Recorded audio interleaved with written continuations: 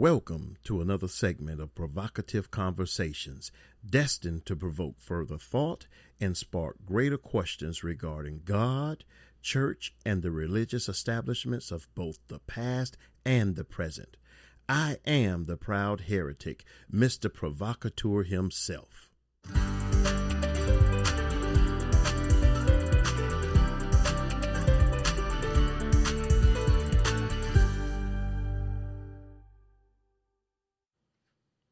Hello. Today is September the 29th, 2020, and I am the proud heretic, Mr. Provocateur himself. If you want to understand why I consider myself as a proud heretic, first of all, I consider myself as a heretic, or I use the term heretic because the term was used and is still being used by some, definitely those within the church system, the religious order of churchology. They would consider me to be a heretic. A heretic is just an individual who goes against the established norms, the established rules and guidelines of man. I buck against manhood in the hood of the church. The church has become, and I strongly now am leaning more towards not that the church has become, but that the church was founded in its own, I don't even know if I could use the term theocracy, but I'll go more street on it and I'll say it like this. The church was formed in its hoodism, The church is a hood within itself, not a hood that you put over your head, though I'm sure many members of the church do wear those hoods, those white hoods that look like cones. We know what we're talking about. If you don't, it's easy to ask someone. Not that I'm afraid to say it, but I don't need to. Not at this point. The church, when I call the church a hood, the church is a neighborhood within itself. The church is a part of the hood. And if you don't speak the language of the hood, if you don't acknowledge the hood, then you're considered a heretic. I am considered a heretic by many because I don't honor the code of the hood. No longer do I honor the code of the hood. I do my best at times. I want to leave space for error, margin for my humanity. But I do try to respect the hood, but not to the point of bowing to the hood. I'll respect where some of the hood members are in their theology, in their ignorance, in their milky state, not being on the meaty parts of things, their spirituality. I do respect that, but then even in that, only to a certain degree, and to certain ones, not that I have a respecter of persons, because I think that's a good principle to not have respecter of persons. Respecter of persons is when you, because of who this individual is, you choose not to say what you need to say, what you should say, what you are required to say. And because you don't, you are in a certain type of principle error, ERROR, due to the fact that you did not address when the platform was given for you to address the issue. There's a verse in the Old Testament that speaks of when a father, I think it goes something to this effect. Hold me to it, but then don't hold me to the error of what I'm saying. But it's been a while since I read that verse. But when the father and the daughter, if the daughter is betrothed to a man or whatever, she wants to be betrothed to a man, she wants to be engaged to a man or whatever, she wants to marry a man, if the father approves of it, then fine. But if the father doesn't approve of it, yet he doesn't say anything in regards to it, he never gives it a yay or a nay, then he has already agreed upon that thing just by the fact of omitting his responsibility to speak forth a yay or a nay. The quietness becomes the yay. So many times we are caught up today in respect of persons in which the Bible goes from Genesis to however far into the New Testament about respecter of person. Because of who the person is, you change up, or you change the truth, or you alter the truth. Something that we're seeing real heavy in this season when it comes to the White House. Respect of persons. Those in the church who would once speak out no longer speaks out.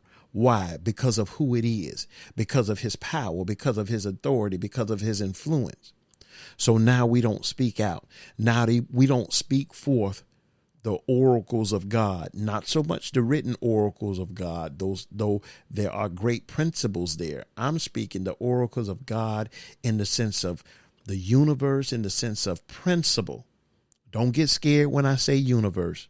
God has begun to talk to me in the terms of universe as well. Don't try to distinguish the universe from God and God from the universe, just like you can't distinguish man from God and God from man. Not necessarily. Sure, we don't think the way that he thinks in our depraved mindsets, and we don't see how he sees, and his thoughts and his ways are higher than ours. And yet at the same time, the book of Psalms, there is a verse that says, and ye are gods. To a certain degree. Don't get scared. Don't think I'm on some new trip, though I am. Don't be afraid that I'm in the New Age movement, though I am, because we are in an age of history. And this age in history is new. So I am in a new age, and we are constantly moving.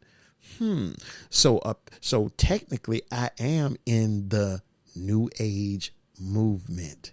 In fact, if you hear my voice by way of this recording, you know that you are in the New Age movement. Why? Because this pandemic period created a New Age movement. Now, let me stop right there, draw a line right there, box that in a container, leave one side of all that I've said open, so that can blend into what I'm saying as I begin to proceed now, because I'm kind of like putting on the brakes and beginning to say something different. What I'm getting ready to come into right now is what I call the divine season of the pandemic. I don't want to put, let me rephrase that again.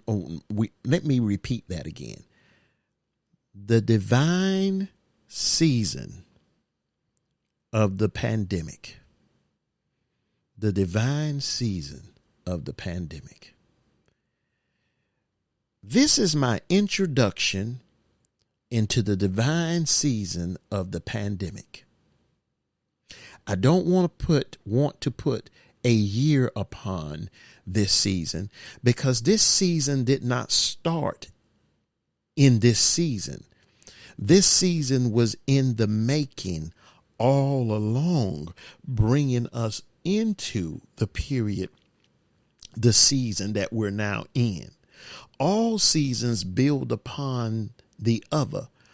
All seasons that precede other seasons are like the platform or the layers by which the current season or the proceeding season rides off of or sits upon, is built upon.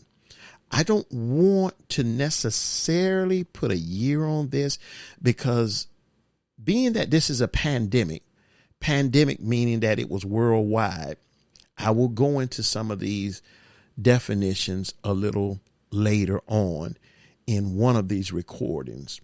All of my recordings regarding the divine season of the pandemic will begin on my recordings online, my podcast, probably starting at like number 85 or 86, something like that. I'm not sure. I didn't look it exactly, but I think I stopped off on 84. I have not put out a recording since the pandemic began here in the United States, because it began in other places before it began here.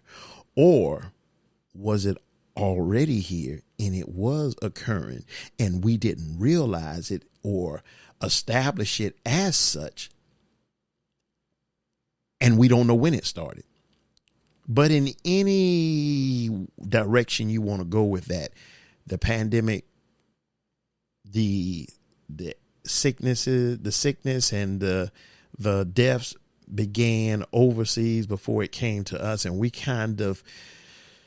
I didn't come into a knowledge of it, not a working knowledge of it. I heard it in the background in November, December of 2019, but I was not paying a bit of attention to it. And I was going through so many things personally, and I was beginning my podcast, and I was just caught up in a lot of stuff personally, ministry wise. I don't necessarily like to use that term ministry wise, but it is still a type of ministry. I don't want that religious cliche upon the things that I'm doing for God necessarily. I want to get away from the cliches. I want to get away from the things that will cause a divide with those that I'm trying to reach. I know I can't reach everybody. Most church people, most Christian people, they're tore up in the spiritual area of their lives. They'll never get with me. They're bound and they'll never shake loose. But then there are others who are becoming loose. The dead cloths are unraveling in their lives, and they don't understand what's happening, and they don't see the divinity in what's happening, and they're confused and they're angry and they don't know what to do, and they don't want to hurt anybody, yet at the same time they don't want to be hurt. They don't want to confuse anybody else, yet they don't want to be confused by the very things that they were once eating in a smorgasbord type way. Now their stomachs can't even contain or hold what is being put forth anymore. Those people I am speaking to. Those are the people that I'm speaking toward. And then those who have never agreed and never understood why. Those who have never grown up in the church and really attended church or gotten deep into it, and they couldn't understand why they couldn't. I'm coming at those people. That's where I'm reaching towards. That's who I'm speaking towards. And then anyone else who is open to the possibility of truth in the things that I'm saying, because there's a greater possibility of truth in what I'm saying than there is impossibility. In fact, that other stuff don't even work. It doesn't work for me, and it really doesn't work for you, and it doesn't work for the ones who's promoting it the way that they think. Now, there are certain principles in the universe that if you work them, they will work. If a farmer works the ground will produce. But then the farmer has to put the seed in the ground. Once he works the ground, he has to put the seed in the ground. If he puts the seeds in the ground and he does everything he's supposed to do in the work area, then the universe, if it does its part in the sun and the rain and all of that other stuff, if all of that comes together, then there will be a production. There will be a produce. There will be a product. It doesn't necessarily mean that, oh, God and God and God. Maybe it's just principle working because you're working it. If you have a car that cannot run because it does not have a battery, well, if you just go put the battery in there, it works. That's not an oh God miracle moment. You just used common sense and went and did what the manufacturer required of you to do. At least put a battery in the thing. If you don't have gas in the car and it doesn't work, and then I come by and I put gas in the car and it works, you don't say, oh, look at the Lord, look at the miracle. What's the miracle about that? That's just kind of like common sense. Unless you grew up in a third world nation that only had bicycles and you didn't understand gas motor vehicles. I'm not sure why that would become a miracle to you. That's not a miracle.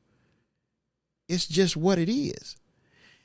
I think that we push so hard these principles as though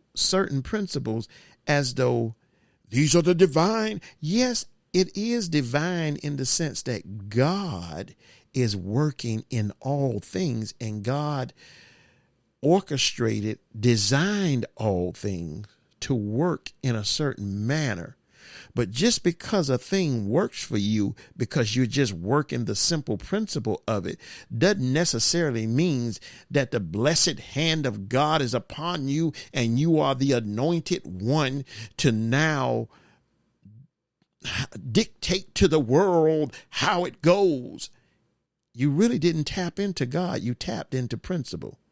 Now, technically, tapping into principle is a type of tapping into God, because God and principle, God and the universe are one in the same. Now, I'm messing it up, but we're going all around. But understand this here. I have not recorded for many months now.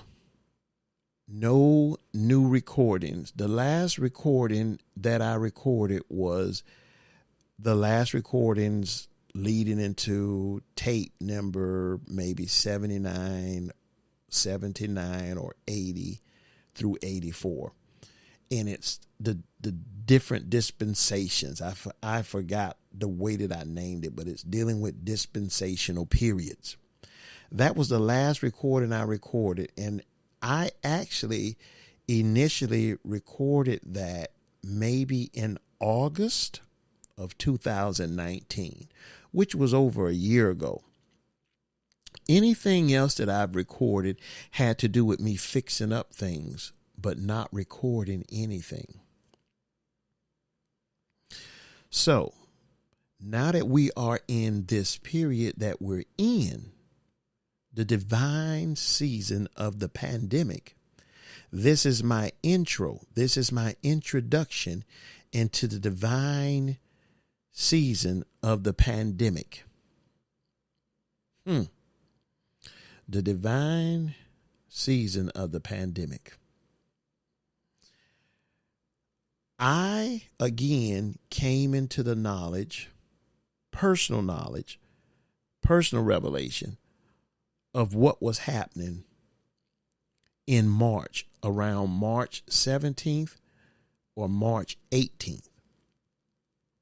One night, myself, three of my family members, along with three of my family members here within my residence, I wanted to share some things with them that God was saying to me. Please understand, and may I remember to come right back to where I'm leaving off right here. I got to give you a side note here.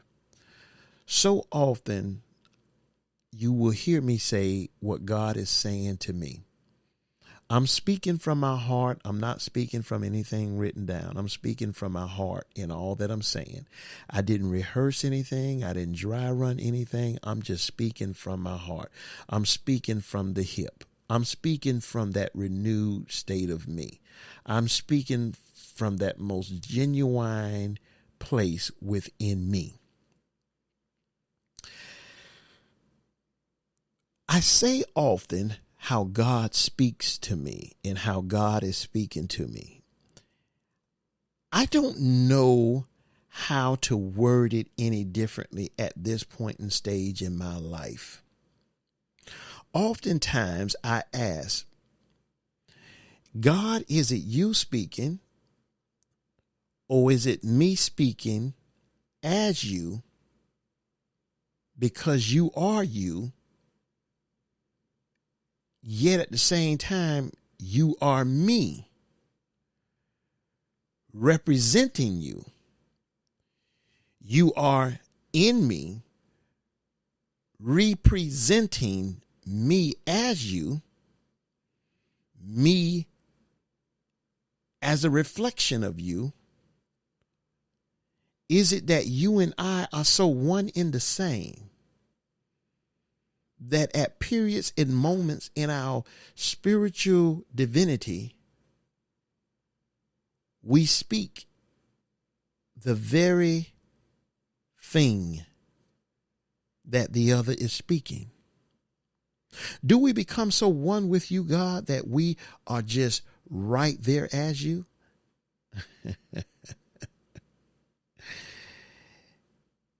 Perhaps now you can see why they call me an ordained or a definite heretic.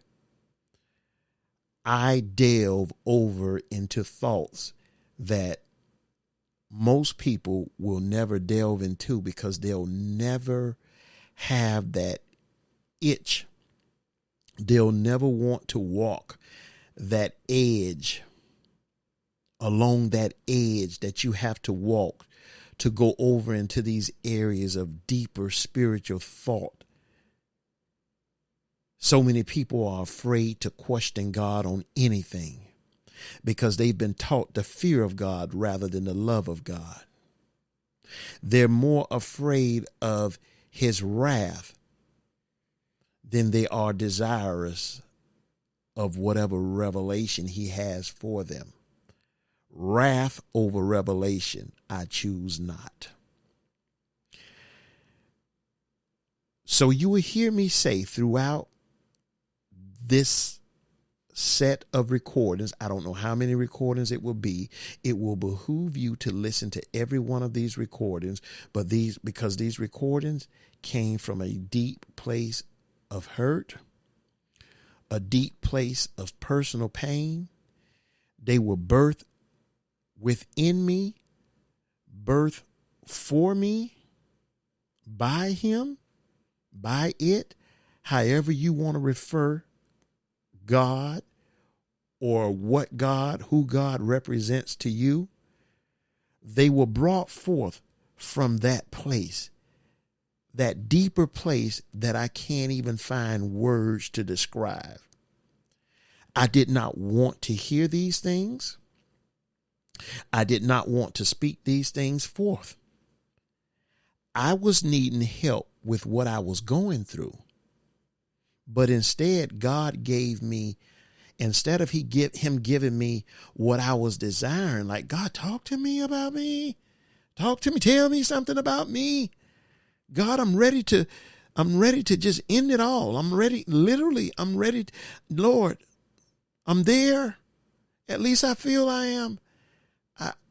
Listen, tell me something. You know, the 70 songs, tell me something good. Well, that's what God, tell me something good. I need to know. But he didn't do that. He did do that, but in segments and points. The first 100 days of me discovering or me coming into the knowledge of what God had been saying to me months prior to March 17th or 18th, for 100 days, 97 days, I went through a type of hell on earth within my life that I could not explain or describe. I went through the most pain, some of the most deepest pain of the most different sort than I had ever gone through in all of my experience leading up to March 18th. In that time frame right there.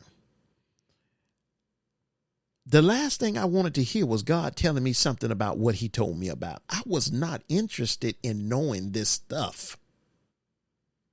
But then that's just like God. Now check this out. I'm all over the place because, again, I've had so much shut up within me and I'm shooting from the hip, and I want you to understand where I'm coming from. You will hear me say, God said. I don't know how else to say it. Is it that as my life progresses, as my destiny is walked through, WALKED, walked through, that I'll come to understand and discover a better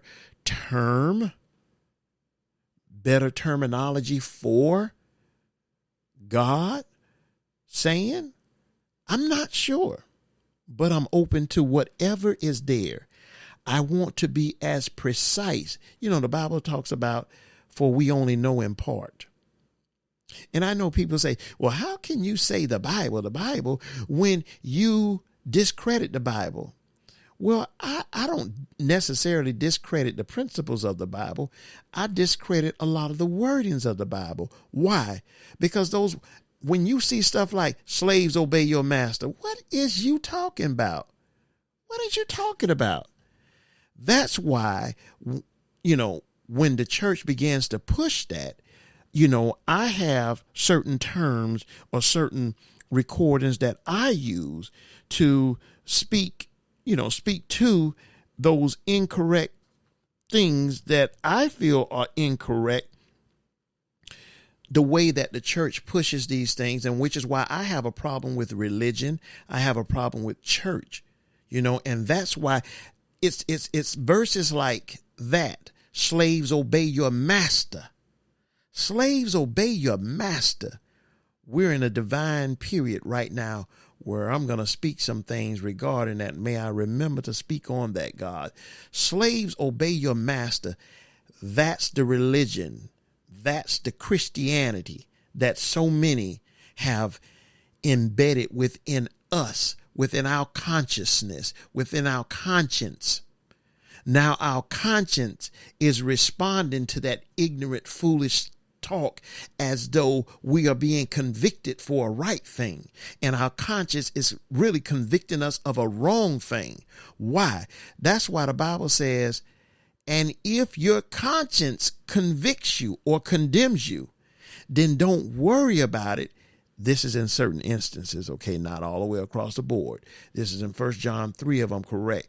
If our conscience condemns us, then don't worry about it. Why? Because God is greater than our conscience. If your conscience convicts you that you can't eat but a certain type meat, and if you eat any other type meat, you're defiling your body and you're defiling God and you're disobeying God. God said, look, because of his weak conscience, that brother is offended when he sees you eat any kind of meat. So because of his weak conscience, don't offend that brother. But if you, in your mature conscious state, if you are mature in your knowledge and in your freedom, don't be bound by what that brother is believing or failing to believe about his freedom in God. Respect his freedom. And if you have to around him, abstain from offending him. But yet you still remain in the freedom that God has granted you. And if your conscience convicts you, then don't worry about it. Why? Because God is greater than your conscience. Our conscience is dependent upon us and dependent upon our knowledge. And if we don't possess the proper degree of knowledge about a particular subject, then we will find ourselves being condemned of what God has not condemned us of. I can't even remember why I said all of that, but I believe that'll help somebody right there when they hear this message. But in what I'm saying is, I have a problem with how our consciences are now responding to every word of God being the exact words of God. Fooey on Yui. I have a problem with churches pushing that. I have a problem with churches getting away with controlling people with verses that have nothing to do with God necessarily.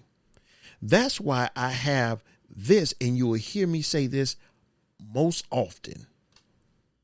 To hell with religion, Christianity, church, and the traditions of the church that void out the truth and nullify the actual power of God from ever being effective within those institutions and through those institutions. Now, that does not mean that I don't agree with church, in which technically I don't, not anymore. Yes, you're going to have a problem with me. Maybe you need to get away now. But if you're going to understand this pandemic period from a different angle, from a different perspective, and to a different dimension, then you're going to want to hear me.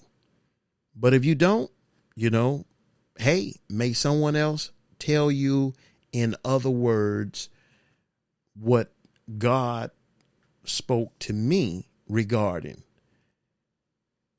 I bid you farewell. But for those of you who are going to listen, I want to say to you, I do not throw away religion, though I do. I do not dismiss church, though I do. I do not dismiss Christianity, though I do. If you were hung up on a lot of the things or some of the things that I've stated in my earlier videos, my earlier recordings, I am coming forth with videos. But right now I'm doing it in the audio. But I do have my equipment here for video recording. And I will be going on Facebook Live. I will be going on YouTube Live. I will be going on Periscope. I do like Periscope. Periscope still has an audience. I don't care what people say about it. It still has an audience. I will not necessarily perhaps do a TikTok thing. It's too much of a game for people. I'm not sure. Instagram, I may do some quick clips for that just to promote and to provoke. However, one thing you will not get from me, you will not get ads. I will not sell my time. I will not push ads. I am not in this for the money. For those who are in it for the money or feel, well, you should get paid. Well, you're right. And I believe that God will do whatever needs to be done. I'm not trying to be rich on this side of earth. Okay. Now, I'm not trying to be poor either. In fact, I want to live, and I want to live good. I want to live well. I want to own a few things that I can pass down to my children so that they won't have to be in the same degree of struggle as I've had to be. If my spouse is left on this side of earth prior to or beyond me being on this side of earth, I want to leave something there for her as well. Even if we're not even together, I would want to leave something for her for the years that we were together, that we were doing whatever it is we were doing. And, the fact that she is the mother of 6 of my children, I want to leave for others, but I am not going to pimp ministry. I am not going to pimp God to get that. I have a problem with that. I know some good guys. I don't understand where it fits into God's purposes and plans. But I just cannot see myself doing what some are doing. I can't do that. I've never had that. I always knew that that was just not right. I was an institutional chaplain at a 1,300 inmate institution, driving 300 miles plus a day there and back total, to go into an institution for 16 hours a day with murderers, rapists, and those who were involved in so many other things. I was in all of that. I was involved in all of that.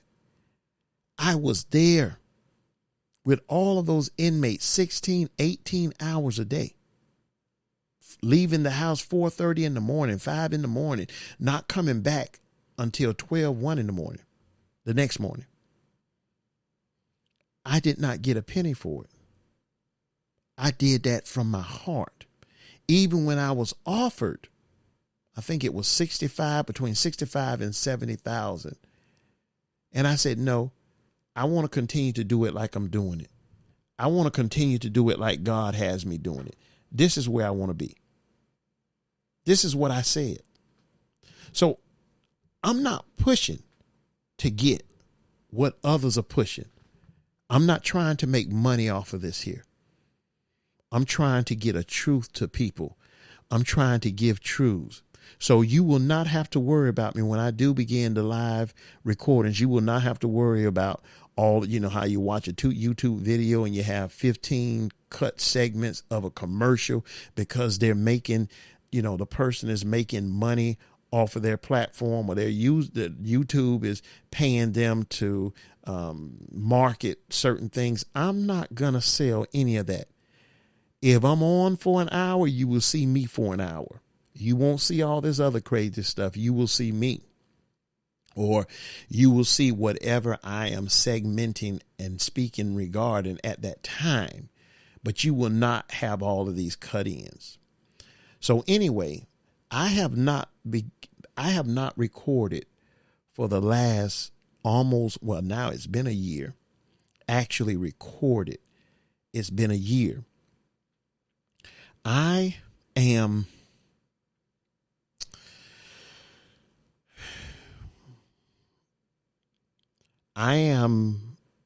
at a loss of words regarding where this world has evolved to this point, where we are at this point. All I have are words that God spoke to me. I know that'll be difficult for some to believe what I'm saying, but I know that I have to speak them. I know that it is time to speak them. I have held quiet. God began to speak to me in this pandemic period specifically. I came into a revelation of it. God had been saying some things to me 2018, near the middle of 2019, the August period. So that's the 7th month, the 8th month. In the month of August, September, October, November, he was hinting on stuff and hitting on stuff and using terms. He was using terms like shift. I never used the term shift. I never dealt with the term shift.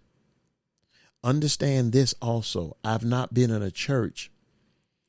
I've only been to a funeral at a church. I've not been to church, attended church, a church service for now 13 years. That was by design, not by happenstance. That was by divine design. So when you hear me use terms, it's not that I picked those terms up from some church or some ministry. I've only listened to a few people in the last 13 years. I may have listened to Jake's maybe 4 times in the last 13 years. I may have only listened to who else? I think I listened to Noel Jones once. There's no one else. I've listened to Creflo Dollar at segments. I'll turn the TV and he'll be somewhere and he'll be saying something proper, and I'll listen and I'll agree with what he's saying because he's right. What he was saying at those moments, he was right. And Carlton Pearson, I've listened to Carlton Pearson maybe 10 times in the last 13 years, something like that, maybe 10 times. I agree with Carlton Pearson. I agree with him, and I see the residue of church, the residue of religion, all of that Christianity. I see all of that wearing off of him, and I love what I see, and I promote what God is doing in your life. Carlton Pearson, Bishop Pearson, you don't care about your title, and I'm with you. At least that's what you tell us, and I'm with it. I'm with it. But I can appreciate your title, and I can appreciate why you're not fully releasing that title, because that's what people have come to know. And if that's where the respect level is in the title, then you have to wear it in certain camps. So it is what it is. Carlton is considered a heretic, as I am. He goes against the established status quo, as I do. He believes independently of the church, of Christianity, of the so-called body of Christianity. I go against all of that as well, most of it, if not all of it, or if not even more of it than Carlton Pearson does. Carlton Pearson was ordained to his bishopric. I was ordained into the position of a church elder, which would be equal to an associate pastor. I was licensed. I was ordained. Two different events. But I have come to understand to a greater degree the things of God. So what you hear me say is going to sound like I'm a heretic. And that's fine, because I am. I really am, in a good way. God gave me revelation that I never asked for, that I was never seeking for, that I did not fast for, and that I did not pray for. Now, in years past, yes, I fasted and prayed. Yeah, well, see, that's why God gave it. I don't agree with that. God don't give it to me because I did something so fancy and nice and so religious that the church would accept me. Therefore, he accepts me. No, God already ordained for who he would have to hear what is going on in the now period that we're in. Now, I do want you to know that some of the stuff, if not most of the stuff that I'm going to tell you, you will struggle with it, some of you. I don't know what to tell you. I can only tell you what I heard, what has been told to me, and what has been proven to me. I've sat on these words, most of these words now, for 7 months. March, April, May, June, July, August, September. We're going into October this week. So you're talking 8 months, not including things that God said to me prior to me coming into the knowledge of this pandemic season, or the type season we were in. Now, if I add those months, you're talking about 2 years, 1.5 years, 1 year that I held on to this stuff and I did not speak about it. I didn't understand what God was saying to me. I didn't know what he was talking about. I mean, of course, I heard what he was saying to me. God was using terminology that I had never used, terminology such as a shift, the shifting. And then he began to say stuff to me like the flow, going with the flow. Like the flow. shift. God's been talking to me that I can really, really concretely say since I was 21 years old. God was doing some things in me and with me for years, some years prior to that. But I cannot not logically, but I cannot express the exactness of those moments. But I do know that he was dealing with me in those moments. And it was just a one-way dealing. I knew he was with me, but I was so young, I was not conscious of my interaction with him. I knew that I was interacting with him, but I wasn't like understanding of my interaction. I'm speaking now what I knew then only because of where I am now. But from the age of 21, God has been speaking to me. I am amazed at how many people say, I have never heard God speak to me. I have never heard God say anything to me. I don't understand why God does what he does. I don't understand why he made some rich from the womb.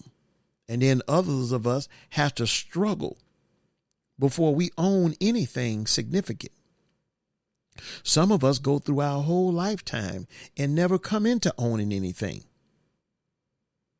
But whatever the case is,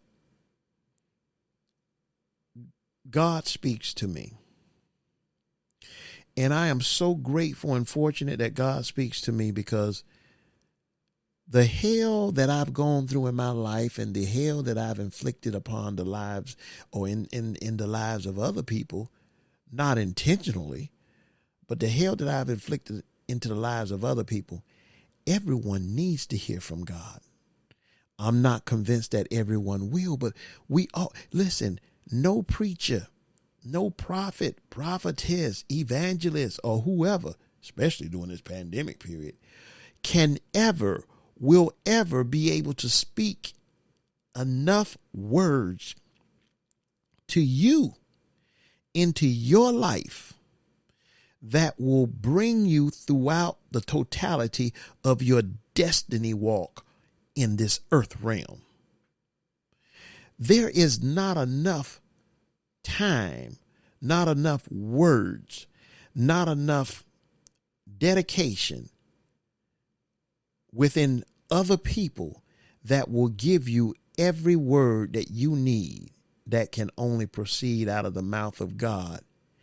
And much of those words that proceeds from the mouth of God or from the spirited breath of God will be spoken within you, not into someone else to bring to you. You do not have enough spiritual butlers to be able to come and minister to you in the manner and in the length and in the breadth, in the height, in the dimensions of what your destiny demands of you to know, of you to hear and to know and then to operate in. You're going to have to hear from God at some point or the other. And you are in a spiritually divine period in this season, this divine season of the pandemic, to hear from God as you have never in your entire life ever heard from him again. God is speaking as he has never spoken before. Not that he's never spoken before, but he's given us revelation. He's given us clarity. He's unveiling to us. He's exposing to us areas of our humanity, areas of his divinity, areas of operation in the systems within this universe that have never been exposed in the manner in which they have been exposed. No one person can give you all that you need.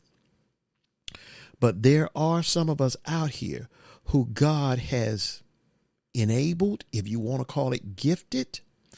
I'm not I understand the fivefold ministry and all of that. I'm moving away from all of that religious talk, all of that Bible jargon. Again, I don't have a problem with the Bible, though I do. I have more of a problem with how people use the Bible than I do with the Bible itself. I have more of a problem in how people interpret the Bible than I do in how the Bible was written in itself. I understand to a certain degree, or to a greater degree, apparently than many, probably than most, that the Bible has its inherent errors, yet it has its inherent divinity as well. There is godness within the book, but there is godness within cow manure.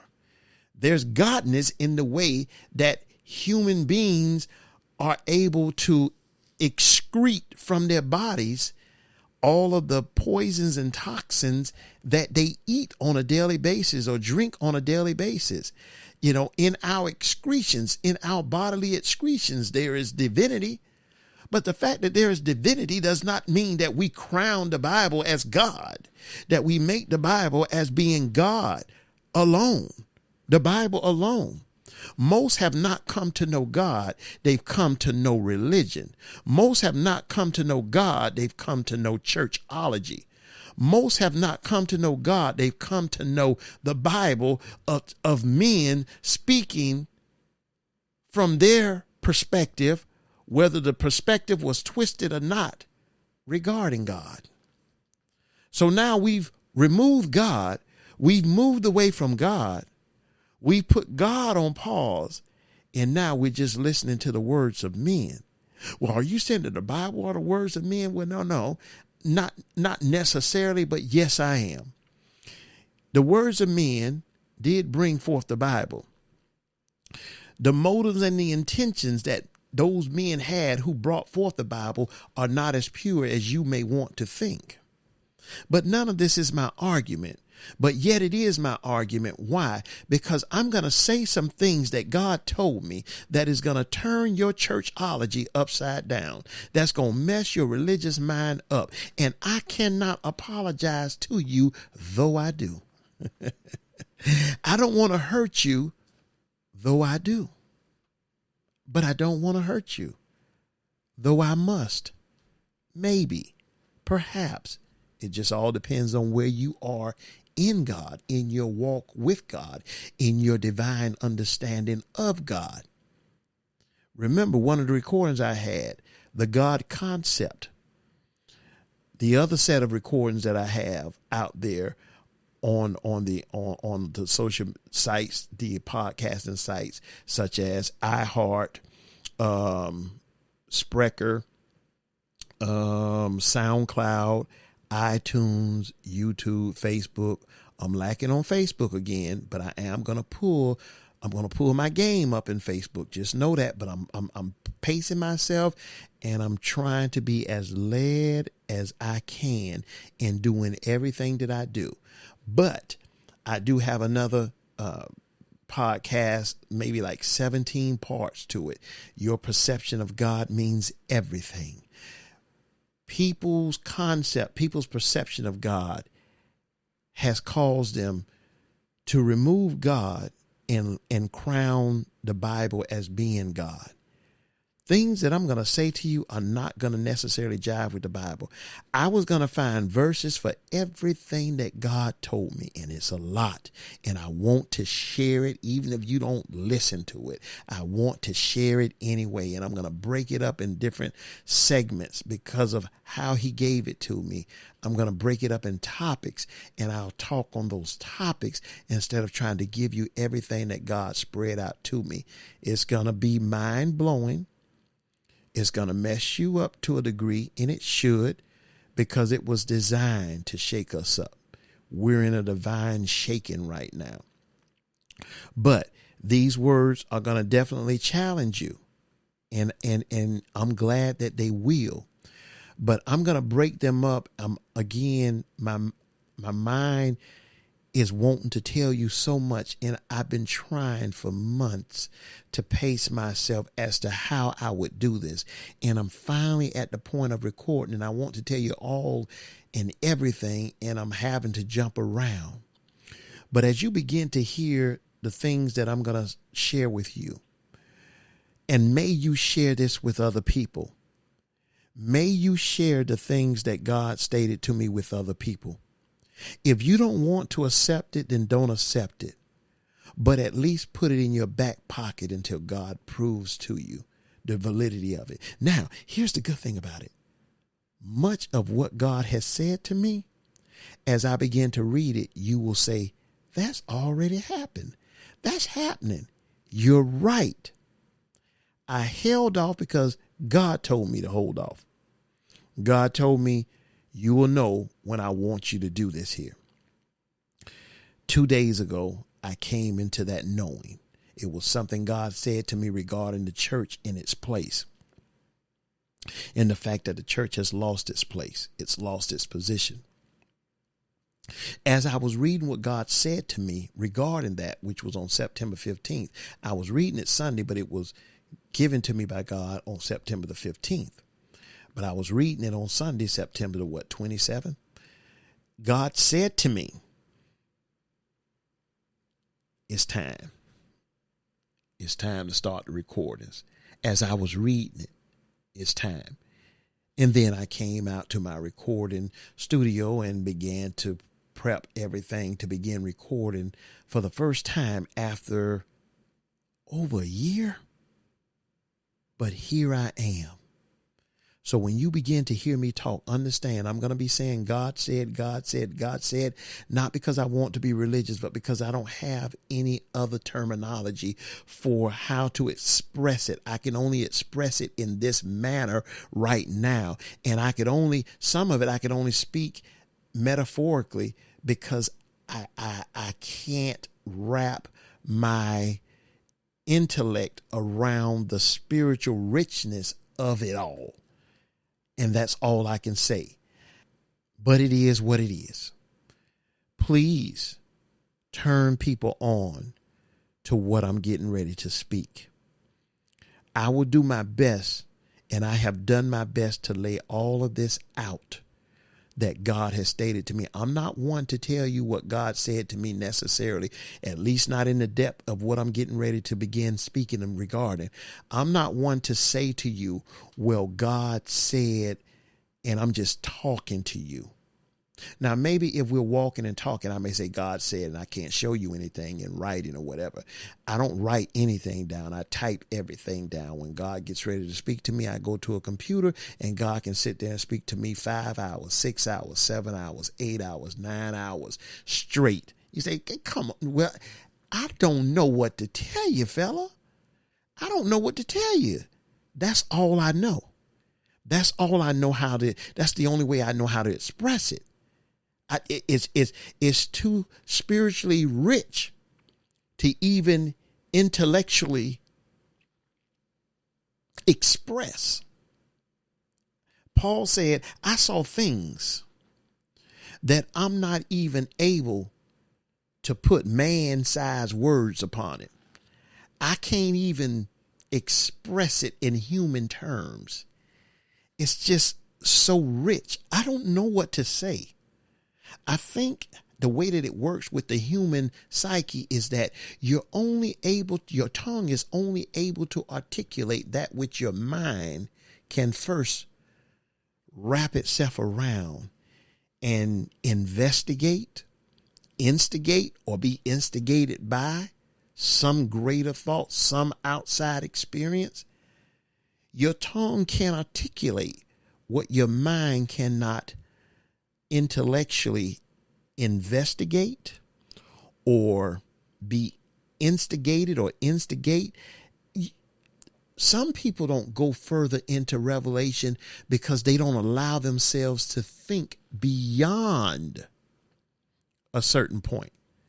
Well, if you don't investigate, if you don't instigate, if you don't allow your experience to instigate you into further diggings of investigation, then you'll probably never go any further than where you are. Now, I know that I'm talking some spiritual revelatory stuff right now. And the only people who will probably understand what I'm saying right now are those who have attempted to investigate, who have allowed their experiences to instigate, who have instigated their experiences into deeper experiences. You will understand what I'm saying. And those of you who don't, you can come to understand what I'm saying. And I try to speak it in such easy and simple terms that you won't have a problem in understanding what I'm saying. I would advise you to talk to family members about what I'm going to share with you. There are people out there on the internet who, and I know I'm at an hour right now. This recording is at 1 hour and 1 minute, and I'm going to wrap it up. But I want to say these few little words to you because I need to add these in, because this is my intro. This is my intro right here. This is my introduction into this series of teaching. These are some of the most important series that I have ever put out, because I have words so direct regarding this season. You want to hear the wordings. You want to hear what I'm saying. You don't have to buy into it. It would behoove you that you do, but you don't have to buy into it. Put it in your back pocket and let God deal with you. I'm not going to come to you from some spiritual aspect. I'm not going to speak in tongues, though I will say that I am one who does speak in tongues. Now, understand this. This is something that I do in my personal life. I don't do this out in the open. It's not something that I initiate or instigate. As I'm talking sometimes, and I'm so into, I don't know if the speaking in tongues is that spiritual aspect of me that is getting through stuff that I'm feeling within my spirit, but that cannot be expressed through my tongue because it's not intellectually stimulating or stimulated by my psyche, is not intellectually stimulated by the words, the feelings, the emotions that I have in my spirit, because my physical psyche is not stimulated by that which is going on and being experienced within the spirit essence of me, of who I am. I'm not able to express through English terminology, or perhaps through any language, any term of language term. But I don't do that in the open. I'm not going to get spooky with you. I'm not going to be religious with you. I'm not going to be saying thus, these, and thous, and thus saith the Lord, thou my soneth, and thou my daughtereth.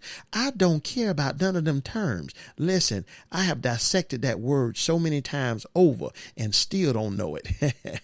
Don't get me wrong. I said, see, he don't even know the Bible. No. See, you don't understand. The more you come to learn of God, the more you come to know how much you don't know of God. So it would be wrong of me, and it would be prideful of me to say that I've dissected that word so many times and I know that word front and back.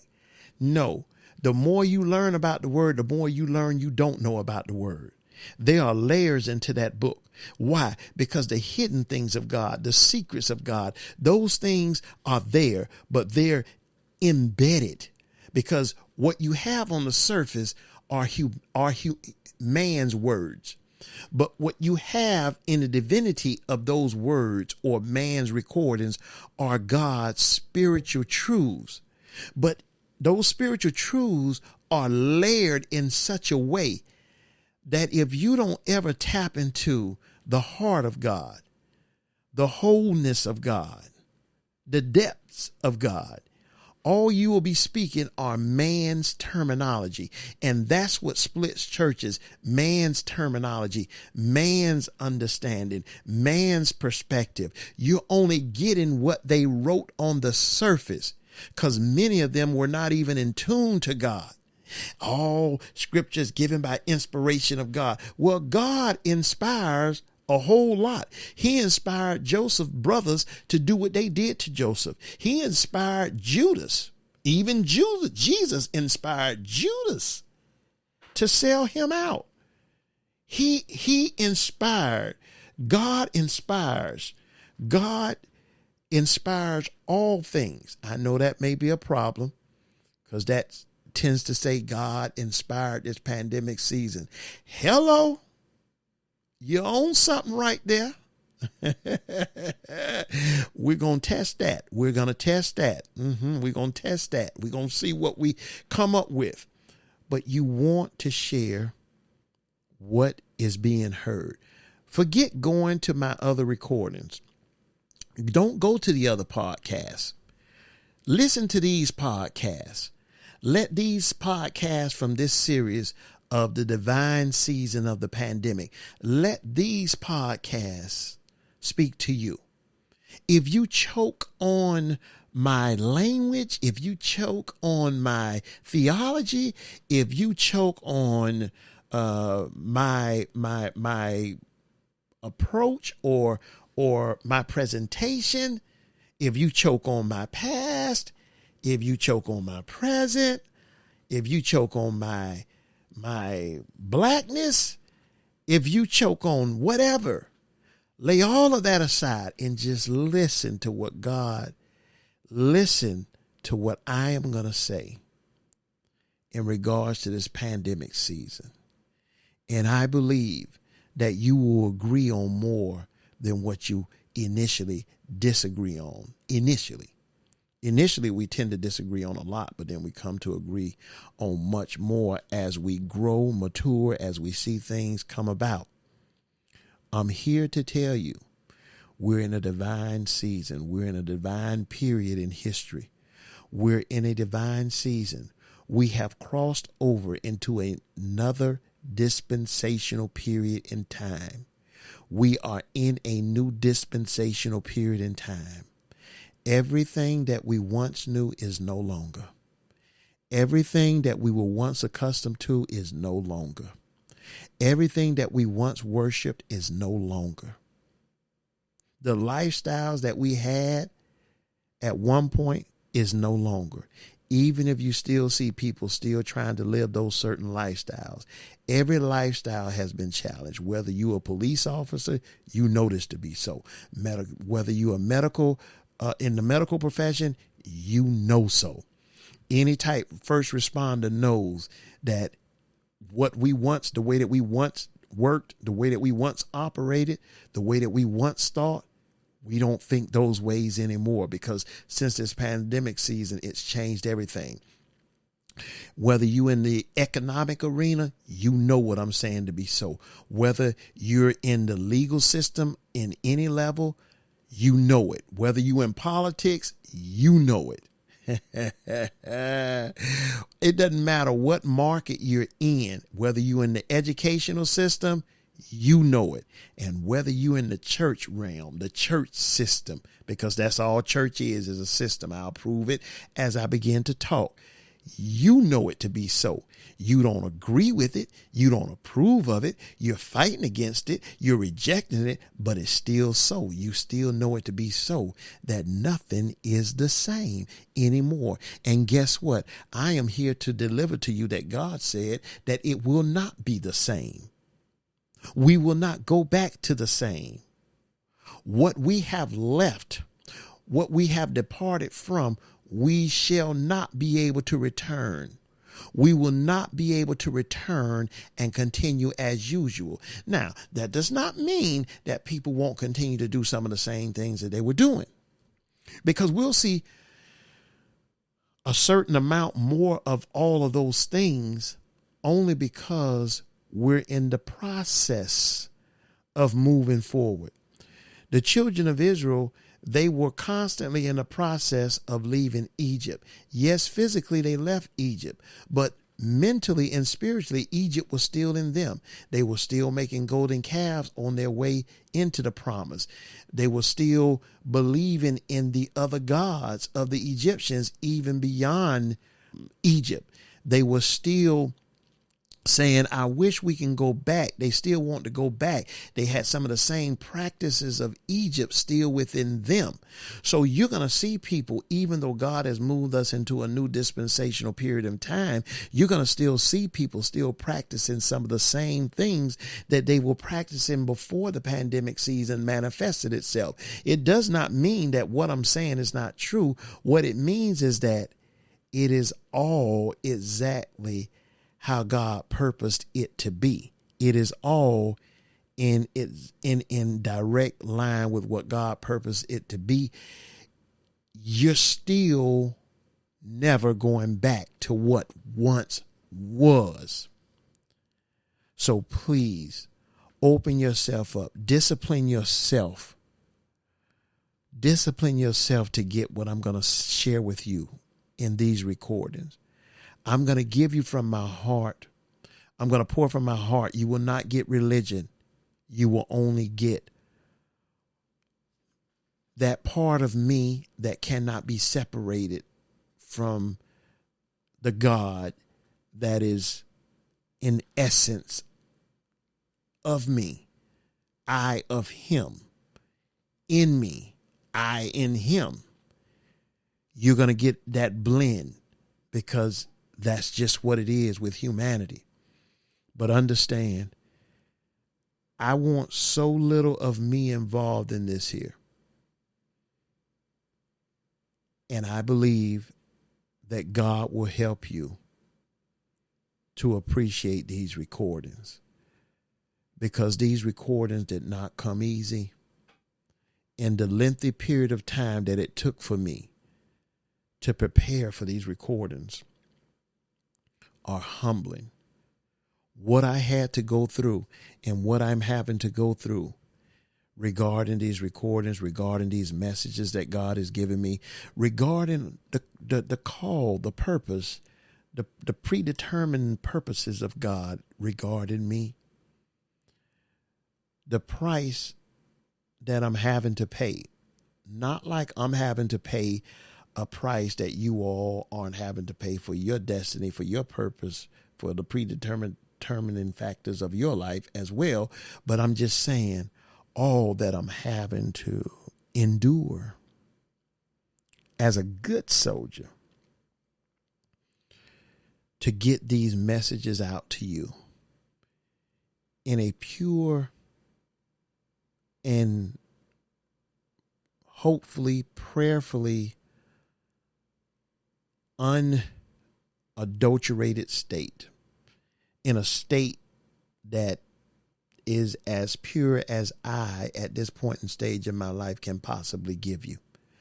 I don't consider myself a prophet at all, but I do know that God talks to me, and he's been talking to me for years and years and years and years. And it's only gotten stronger. It's only increased as the years go on. And I am so humbly appreciative of all that God shares with me, all that he pours into me. I am so humbly appreciative. And I want to share what God has shared with me over these years, over these last years through my podcasting. But right now, I want to stick to this subject, the divine season of the pandemic. Prepare yourself for this here. Ask God to help you hear, to help you to hear what he's saying